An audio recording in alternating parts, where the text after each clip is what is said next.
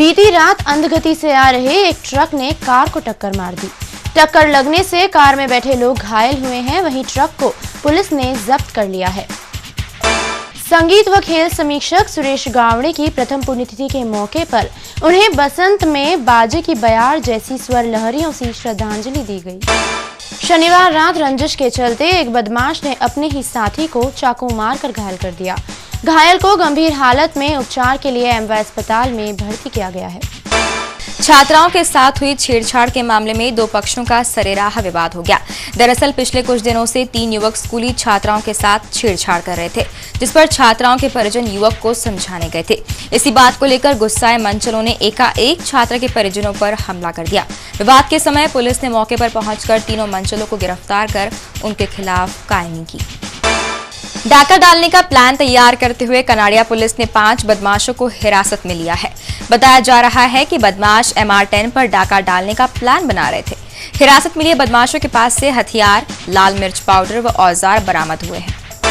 रविवार सुबह भाजपा नेता मुबारक खान के बेटे के कत्ल के आरोपी सोहेल खान के घर पर अज्ञात लोगों द्वारा पेट्रोल बम फेंका गया। घटना के बाद सोहेल के घर पर एहतियातन पुलिस फोर्स तैनात कर दिया गया है। वही घटना से क्षेत्र में तनाव भी फैला। हाथोद में हुए अंधे कत्ल और ठीक उसी तरह कत्ल की हुई एक लाश दिल्ली में मिलने के बाद दिल्ली पुलिस मामले की तफ्तीश के लिए इंदौर आई। दिल्ली पुलिस की जांच की दिशा इंदौर इसलिए मुड़ी क्योंकि दिल्ली में जिस बोरे में महिला की लाश मिली थी उस बोरे पर इंदौर लिखा था। 74वीं राष्ट्रीय जूनियर एवं यूथ टेबल टेनिस चैंपियनशिप में गत चैंपियन अंकिता दास को शिकस्त देकर पश्चिम बंगाल की कृतिका सिन्हा राय ने यूथ बालिका में राष्ट्रीय चैंपियन होने का गौरव प्राप्त किया है, जबकि PSPB के जी सत्येन यूथ बालक चैंपियन बने। जूनियर बालिकाओं में सुतीर्था मुखर्जी सर्वश्रेष्ठ रहीं, जबकि जूनियर बालकों में PSPB के अभिषेक यादव लगातार तीसरी बार जीतकर खिताबी हैट्रिक बनाने में सफल रहे। प्रदेश सरकार संविदा शिक्षकों की भर्ती के नाम पर बेरोजगारों के साथ मजाक करने में लगी है।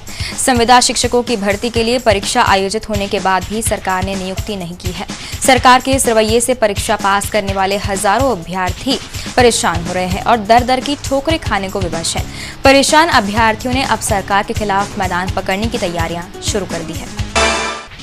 कोच उपलब्ध नहीं होने से नई ट्रेनों का चलना खटाई में है।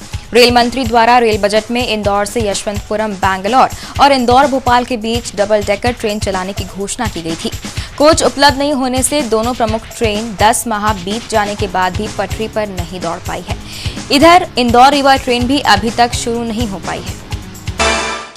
7 फरवरी को मालवा मिल चौराहे से सब्जी व फल वालों को हटाने के बाद रविवार को सब्जी विक्रेताओं ने अपना विरोध दर्ज कराया। मानव श्रृंखला बनाकर विक्रेता महापौर हाउस कृष्ण मुरारी मोघे से मिलने पहुंचे। वहीं महापौर के इंदौर से बाहर होने के कारण उन्हें कमिश्नर ने सांत्वना दी। कमिश्नर ने बताया कि वे 12 फरवरी को मामले को निगम में रखेंगे। घर की बागवानी में शोभा बढ़ाने और सुगंध फैलाने वाले गुलाब केवल मन को प्रसन्न ही नहीं करते, बल्कि अब इनका बड़े पैमाने पर व्यावसायिक उपयोग भी बढ़ गया है। यही वजह है कि गुलाब की खेती की और किसानों का रुझान बढ़ा है, वहीं इनकी प्रजातियों में भी इजाफा हुआ है। इसी कड़ी में गुलाब की विभिन्न प्रजातियां देखने को मिली गांधी हॉल में। रविवार को अखिल भारतीय कायस्थ महासभा के युवक युवतियों का परिचय सम्मेलन आयोजित हुआ। इस मौके पर विभिन्न प्रांतों से आए युवक युवतियों ने अपना परिचय दिया। वहीं नयापुरा में मुस्लिम समाज के जोड़ों का निकाह मौलाना की अगुवाई में संपन्न कराया गया। खंडवा धार वाया खरगोन बड़वानी रेल परियोजना की सर्वे रिपोर्ट में गलत तथ्य दिए जाने के कारण रेलवे तो उलझ ही गया है, साथ ही रेलवे ने केंद्रीय योजना आयोग को भी उलझा दिया है। सर्वे रिपोर्ट में गलत तथ्य देने और रिपोर्ट को बिना सोचे समझे रिजेक्ट करने के मामले में दायर की गई जनहित याचिका के आधार पर उच्च न्यायालय की इंदौर खंडपीठ ने योजना आयोग और रेलवे बोर्ड सहित 7 लोगों को नोटिस जारी कर जवाब मांगा है। देश में संभवतः यह पहला मामला है जब रेलवे की सर्वे रिपोर्ट को चुनौती दी गई और चुनौती के कारण रेलवे के साथ ही योजना आयोग भी कानूनी पेंच में उलझ गया है। अपराधों की राजधानी बन चुके इंदौर में शनिवार को एक युवक राजनीतिक रंजिश का शिकार हो जान गंवा बैठा। चोइथराम क्षेत्र में शनिवार को भाजपा अल्पसंख्यक मोर्चा अध्यक्ष के बेटे की चाकुओं से गोद कर 2 अज्ञात बदमाशों ने निर्मम हत्या कर दी। दोनों आरोपी बिना नंबर के वाहन पर आए और उन्होंने ही भाजपा नेता के बेटे को फोन कर घटनास्थल पर बुलाया था। अचानक हुई इस वारदात से क्षेत्र में सनसनी फैल गई।